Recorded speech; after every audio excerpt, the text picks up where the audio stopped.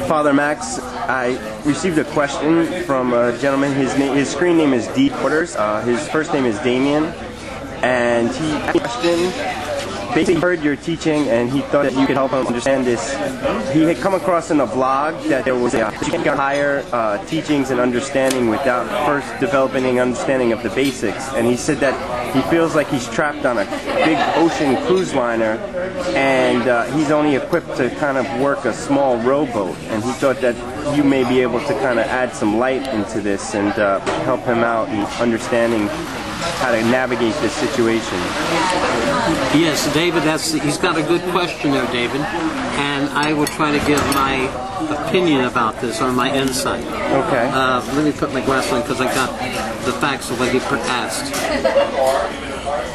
That is choosing to remain in the rowboat, afraid to take a higher step of understanding and awareness. Mm-hmm. It's much like a man on a roof in a flood, a Katrina. Mm-hmm. He's waving frantically on the roof of Katrina flooding down there in New Orleans. A helicopter comes by and offers to come down and pick him up. And he says, "No, I'm waiting on my friend to come with a boat." And that goes on ad nauseum. It's all on film, on several films about Katrina. Mm-hmm. He's refusing to take help to go to a higher place of safety.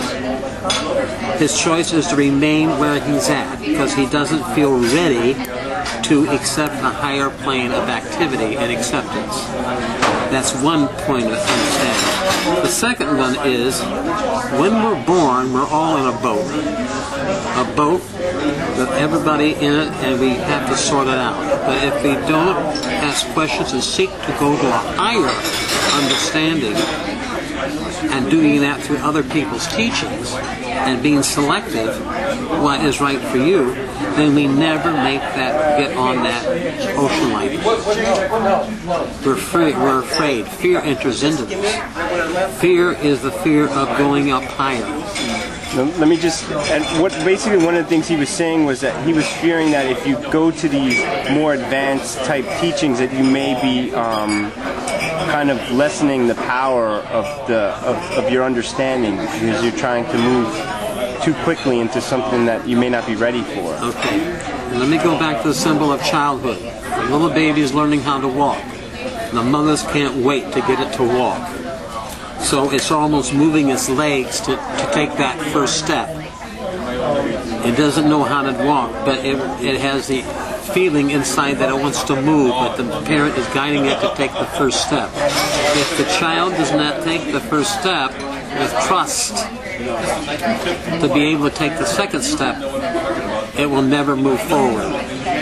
So trust in knowing that it's safe to move ahead is take a choice of advancement. Take a chance. Mm-hmm. You will not leave anything behind. You will bring everything you do know forward with you to enhance the next step, and the next step, and the next step. The only thing that's holding you back is you think would be punished. You could take a higher thing. It will tell you if you're trying to take on something, be a brain surgeon, and you're just at the moment taking aspirins. I advise you not to be a brain surgeon because the law and human nature is going to tell you that you're not ready to be a brain surgeon until you take some courses on how to function in operations and pill adjustments. Now, I don't know if these simple, humorous, perhaps, ways will help you, Damien, but it's something to think about. You see, when you are ready, you will be told to move interiorly by your inner mind. The mind that needs to grow will tell you, take the chance, take the step. And if it's the wrong step, it's not punishment. It's just letting you know that you need to know something more. One other thing, he also said that he has trouble with focus, that he's kind of scattered and all over the place, and he has a hard time kind of concentrating on one thing. Damien, focus is the main thing about moving ahead. If you're not focused on what you're trying to do, and focusing is the power of the will. It's not willfulness. The will is to stay focused.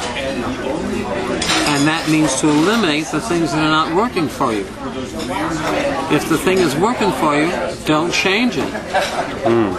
If it's hurting you or another person, place, or thing, then you better change it. It's called cause and effect.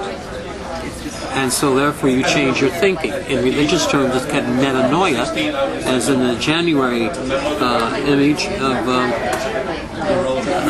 the two faces of the month of January. I forget what the name of that month Janus. is. Janus? Okay, look up Janus. It has two faces, one way and the other.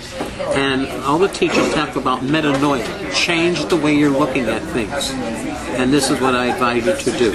I cannot tell you what to do. You must decide that for yourself. But you will be guided by the effects. And if you stay in this confusion, you ain't moving nowhere. That baby ain't going to take a second step. It will just set on its diapers and cry. Little diapers move forward. Thank you, Father Max. Thank you for bringing this question to me.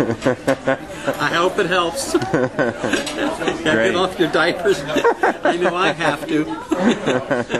Thank you. Okay, thanks. That's great.